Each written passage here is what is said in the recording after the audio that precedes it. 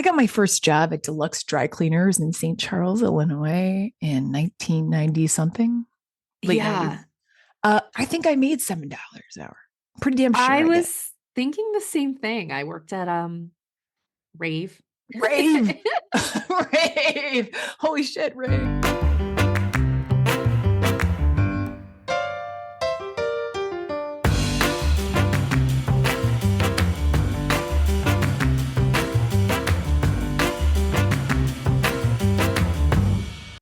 Well, hello, friends. Welcome to Your Work Friends. I'm Francesca. And I'm Mel.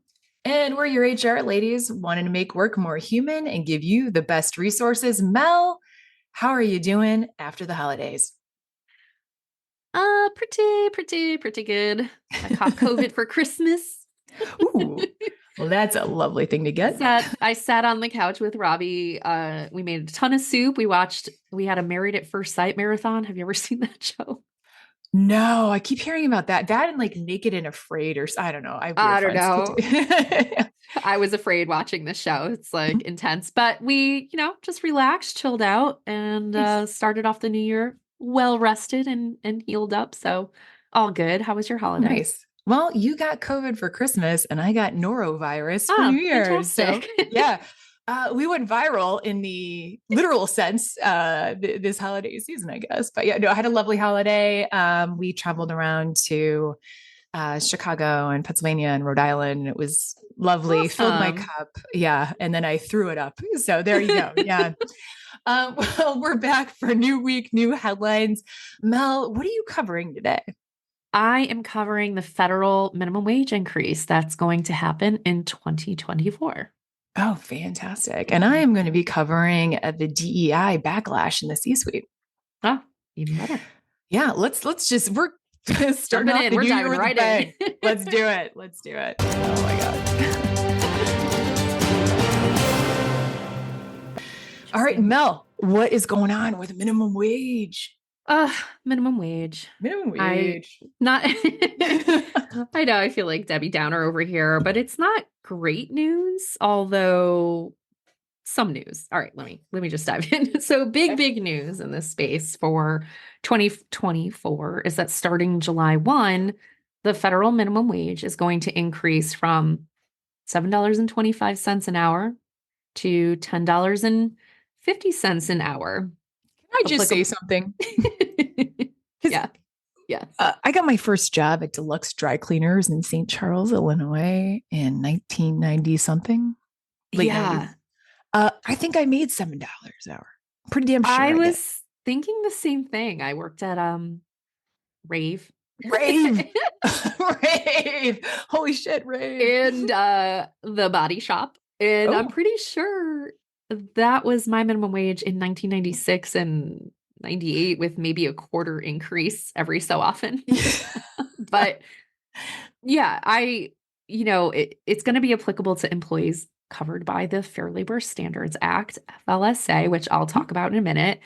But this is the first increase that we've had for this federal minimum wage since 2009. 2009. That's like, can you imagine not getting a raise for what was that, 14 years? Mm-hmm. Yeah. That's kind of archaic, kind of weird. Unbelievable. Yeah, unbelievable. Yeah. According to the Economic Policy Institute, a think tank out of Washington, D.C. EPI. Just kidding. I don't know if they call themselves EPI, but they do call themselves EPI, actually. Oh, do they? Yeah. The Raise the Wage Act of 2023 was introduced to the U.S. House of Representatives and the U.S. Senate this past July, and it is gradually going to raise the federal minimum wage to $17 an hour by 2028. And the bill would also gradually raise and then eliminate the sub-minimum wages for tipped workers, workers with disabilities, and youth workers so that all workers covered by FLSA would be the same wage level. And I'm going to dive deep. This is important because today that group of people are not even paid the $7.25 an hour. So, and I'll dive into that in a little bit. Thoughts on I'm that? so curious. First of all, I'm so curious who's not even getting paid the minimum wage, because minimum would require a we're not going below. So I'm very, very curious about that. But something I'm taken Mhm. with is like just the $17 an hour, right? That we're not even going to get to until 2028. If you do the math, just some like back of the napkin math, $17 an hour, let's say you're working full time, so 40 hours, 17, times 40 hours a week, you're probably pulling in somewhere around 35K a year gross. Yep.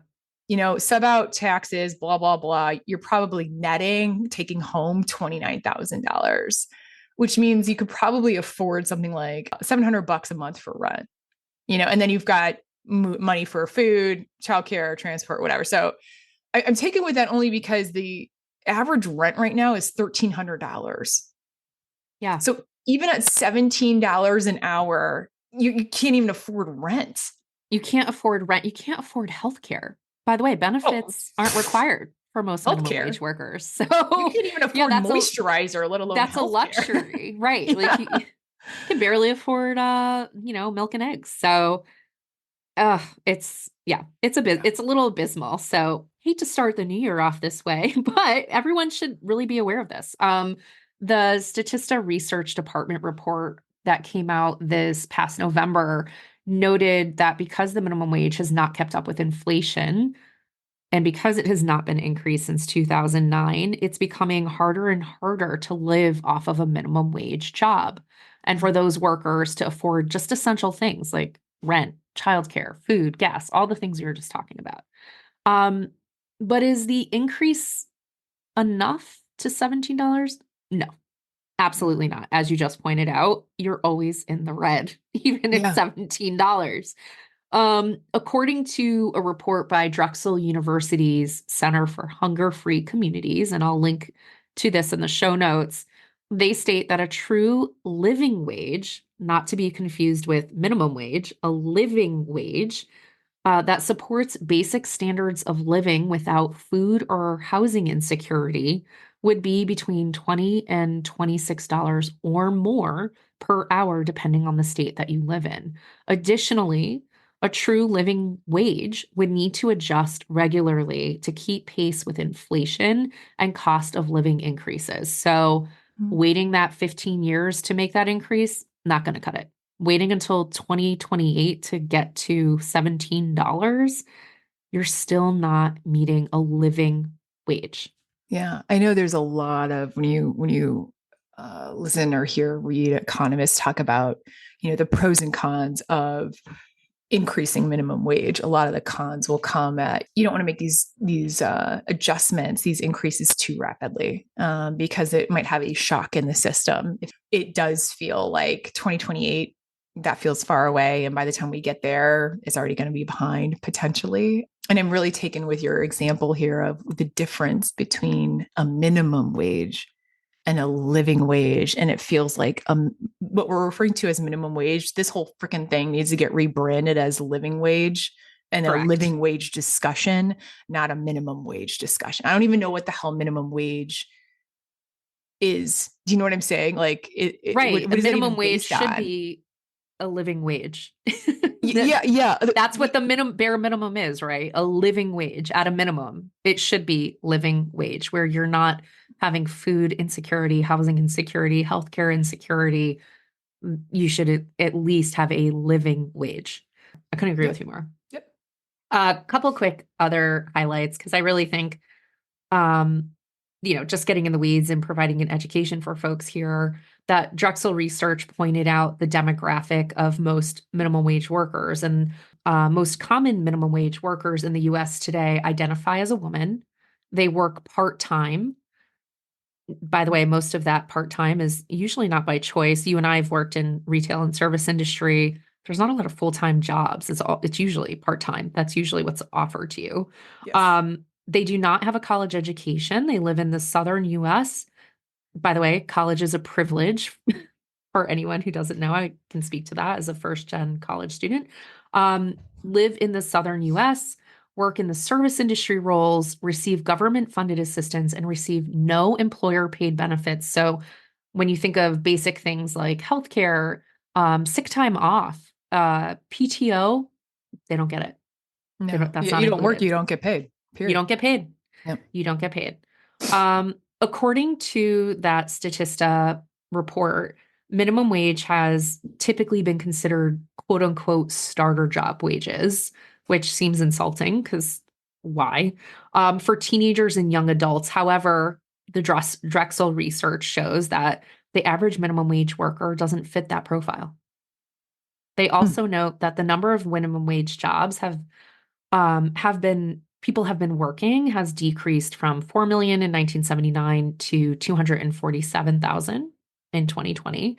However, the number of workers earning less than minimum wage in 2020 was significantly higher than that at 865,000 people. And in 2021, that increased to 910,000 people working less than minimum wage. I gotta know. Like, I gotta Yeah. know who the hell is working.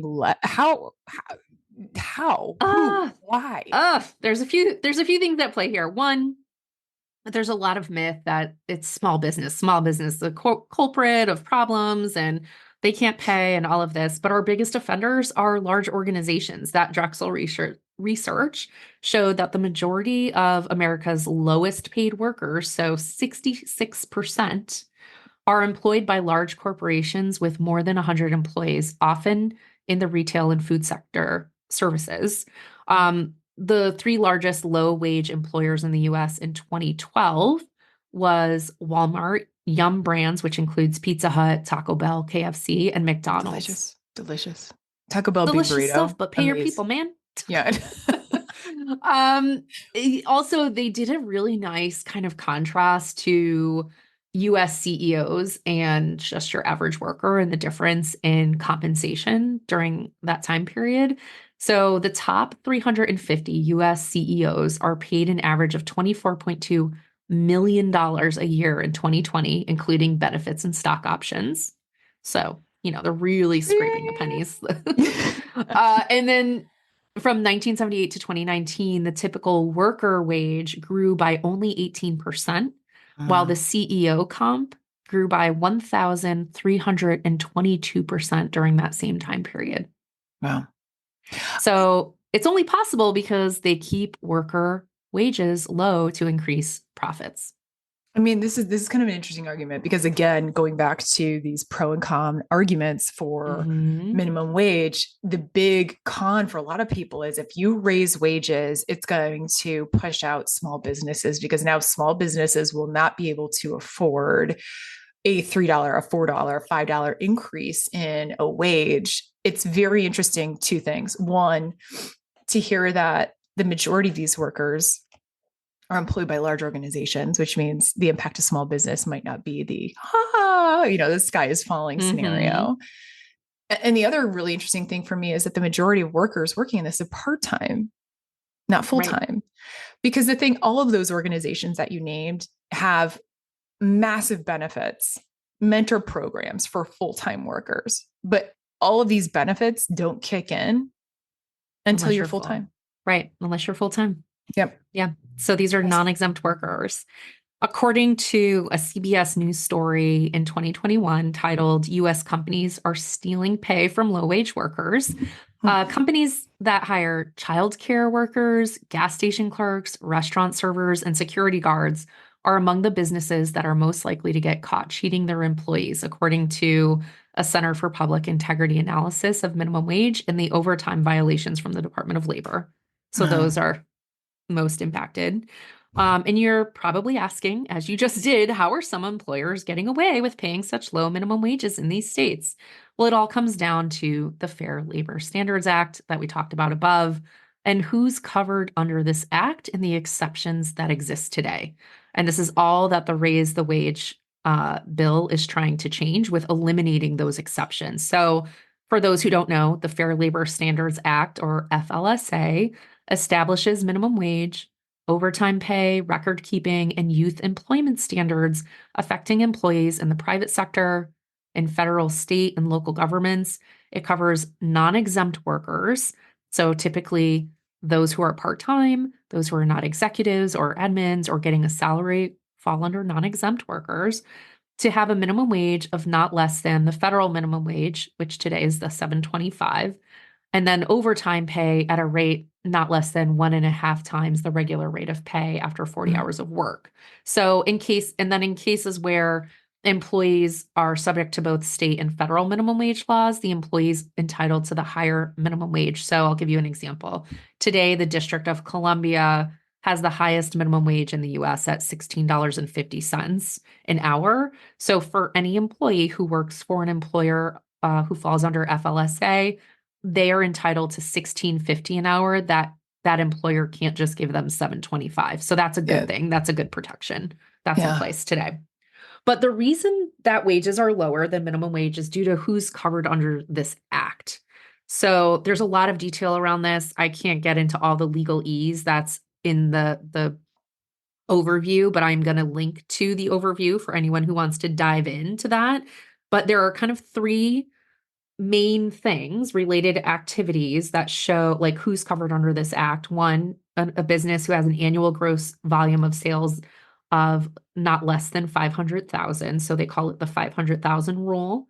Mhm. Um, Anyone who's engaged in the operation of hospitals, institutions engaged in the care of the sick, the aged, mentally ill who reside on premises, schools for mentally ill or physically disabled or gifted children, preschools, elementary schools, secondary schools, and institutions of higher education who are for profit or not for profit, and any activity of a public agency. But who are the exceptions?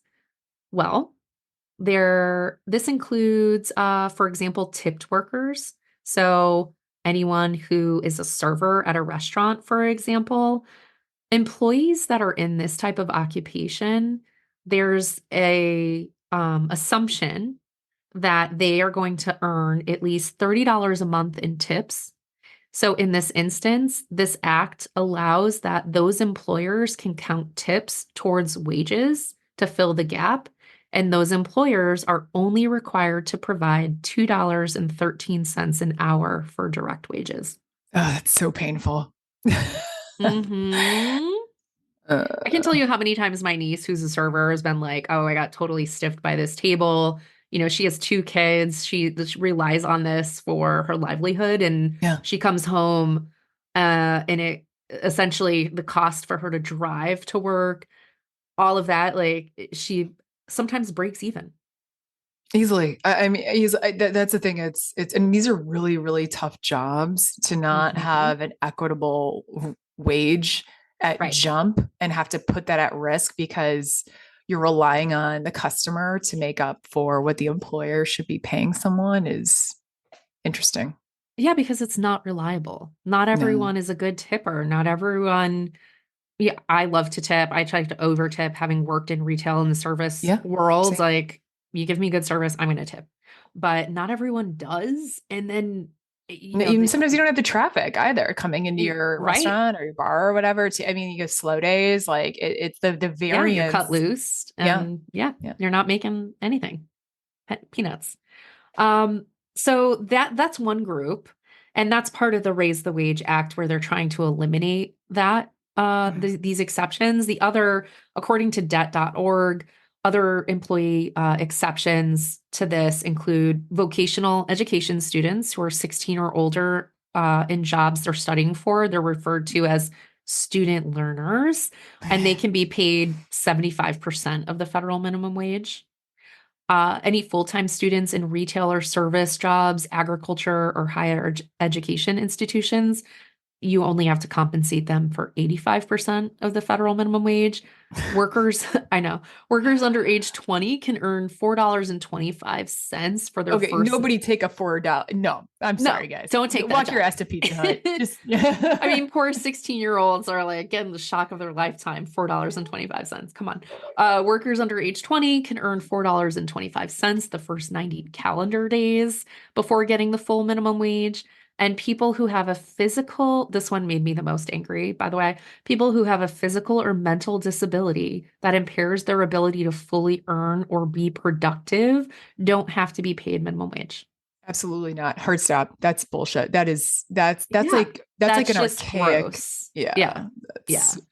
work is work. That's totally taking advantage of an entire population of people. Yep.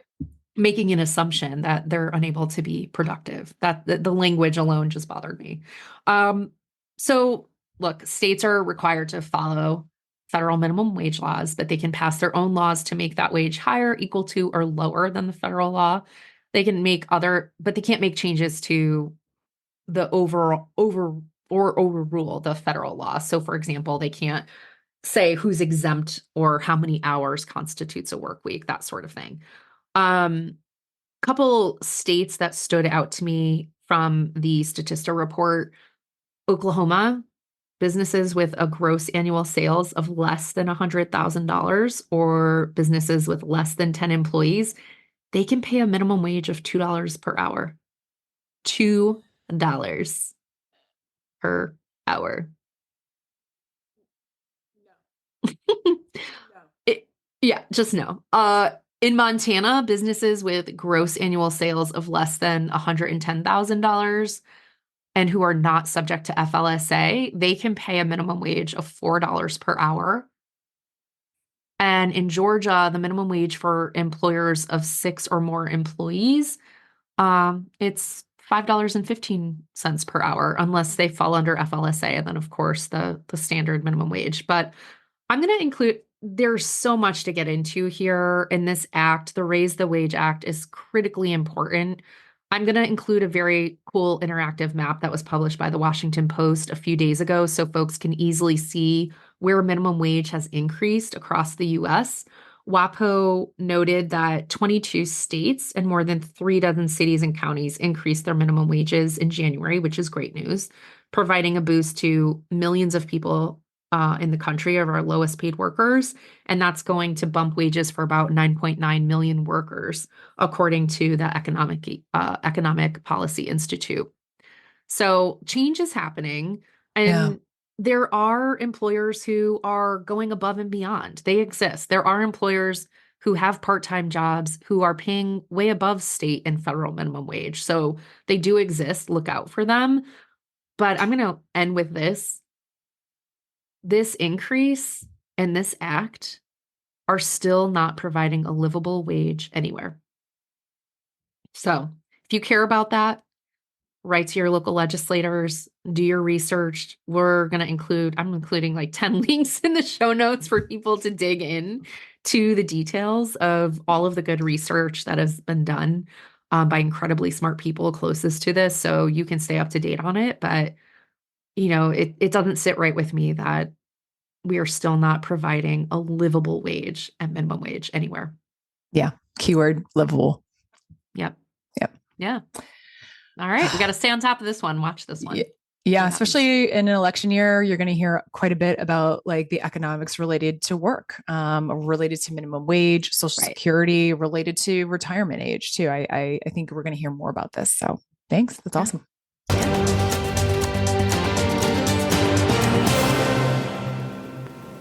All right. So what I want to talk about today is really an article that's largely around this uptick in anti-DEI rhetoric, and it's coming out of CNN. It's that DEI efforts are under siege, and here's what experts say is at stake.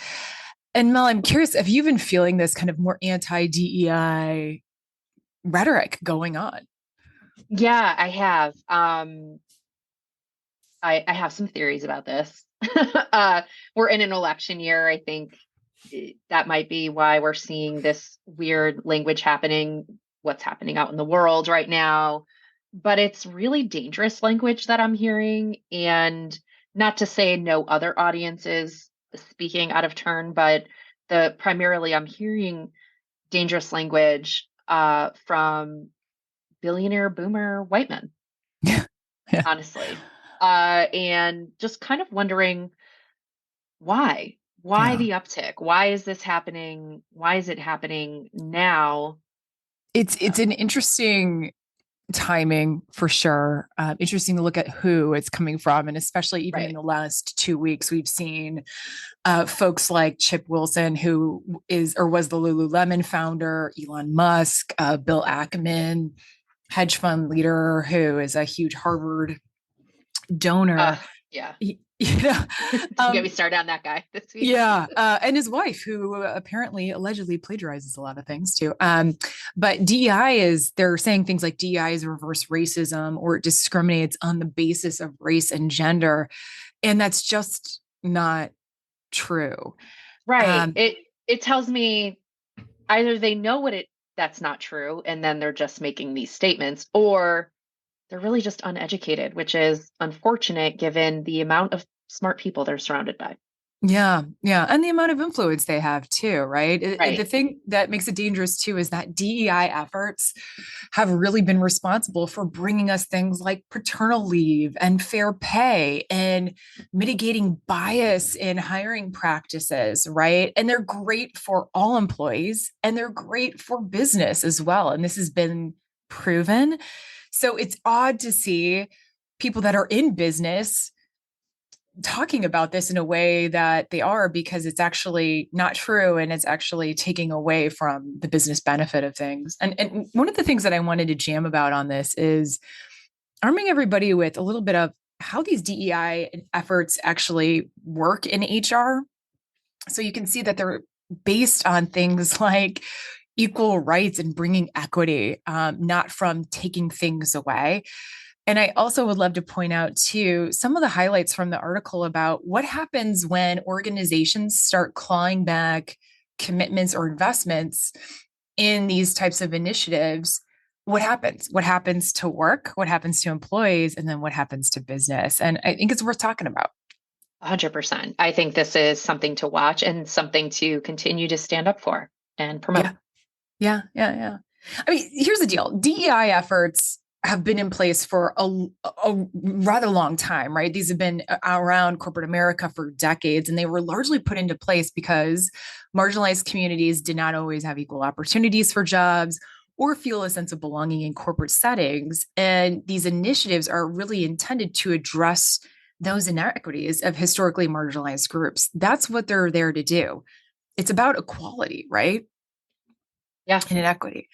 The thing that I think about too, as we're thinking about diversity, equity, inclusion programs, I always go back to this quote that I heard that I absolutely love, which is equal rights for others does not mean fewer rights for you. It's Yeah. not Can we get that as a poster in every office building or on virtual background screen? Yeah. It's not pie. It's not taking Right. away from someone else, right? It's leveling the playing field for all. It's balancing the playing field for all. So a lot of these diversity, equity, inclusion initiatives, right, are making sure that we're balancing the playing field, that we're bringing diverse perspectives and points of view to the table, that we're making a more inclusive and equitable environment.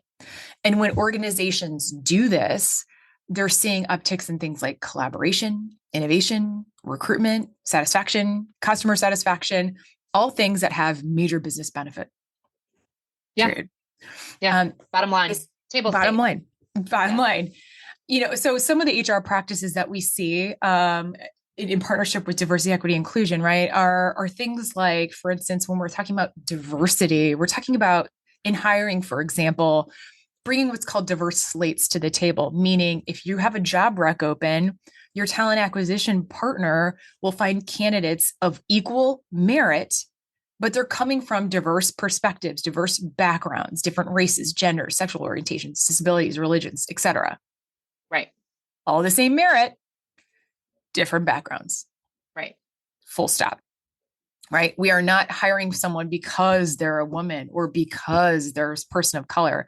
We're hiring someone because of their merit. Right. It's insulting when people come out with statements like that, because that comes a play that's personal for them. That's like just their own miseducation on what it is and what it isn't. And it's also, I have to believe that comes from a place of their own fear or feelings of inadequacy. Yeah. It's not pie. It's not No. pie. I keep going back to this, right? Equity, right? When we think about the equity pillar, right, we're talking about fairness and justice. Take a look at pay for women. Women are still not paid as much as men. Women of color are not paid nearly as much as men. Right. Still. And there's been a lot of effort and work within organizations to equal the playing field here. We still have work to do. And that's just one example of trying to level the playing field and make things fair. And inclusion is about whether people feel like they belong. Right. Period. And so a lot of times in organizations, you have things like employee resource groups, mentorship programs, right? That really try to tackle people having a sense of belonging. For any organization to have a strong culture with their people, that's a baseline necessity. Yeah. So those are the types of things that diversity, equity, and inclusion initiatives bring. Again, it is not about being racist or taking away from one group at all. It's about balancing that field, bringing the diverse perspective, creating a more equitable and inclusive environment. That's what this is about. And the thing that the article is pointing out too is you are starting to see, not all, because there are still some organizations that are continuing their commitment and their investment in diversity and equity inclusion and making sure that they are diverse, that they are equitable, that they are inclusive, that they foster a sense of belonging. But there are some organizations that are clawing back their commitments. They're clawing back their investments. That's really unfortunate. Yeah, it's really unfortunate. They'll feel that impact of those decisions probably in the next few years rather quickly. Yeah. A couple of things that the article points out in terms of where we might start to feel this impact in those organizations that are doing this. One is, from a consumer perspective, this is going to hit straight up bottom line. The reality of the situation is that the US is becoming more diverse, will continue to become more diverse, and so will consumer bases, right? And companies that are clawing back their commitments on having diverse slates of folks are not going to be able to effectively serve this shifting demographic, and it's going to reduce their consumer base, period. Yeah. That's one way. The other thing too is that when you have a focus on equality, when you have a focus on inclusion as well, you actually are creating a safer environment. When you don't have that type of focus, you are making yourself more susceptible to things like lawsuits, turnover, reputational harm. Right. And so those are just a few of the things that the article talked about in terms of not only the human impact of clawing back some of these commitments, but also the very big business impact that this can have. Yeah. It's an interesting time, interesting topic that I think we're going to continue to see headlines on. So I'm excited to talk about it. Yeah, absolutely. Also something for you, if you are in an organization, higher ed, corporate America, if you are in government too, to start to ask the questions around, is your organization continuing these types of commitments, these types of investments? How as well? Right. Because again, I go back to my fun quote here that I wish I created, but I did not. Equal rights for others does not mean fewer rights for you. It's not pie. Period. If you walk away with nothing else, walk away with that. That's it. Yeah. Yeah. These initiatives benefit everybody, not only internally, but externally. And so hoping to see more of that, but wanting to give everybody a little bit of a sense of what might be impacted when we're talking about clawing back these commitments. We'll post the article in the show notes, but keep an eye on this, folks, because it's going to impact you pretty significantly. Yeah. One to watch.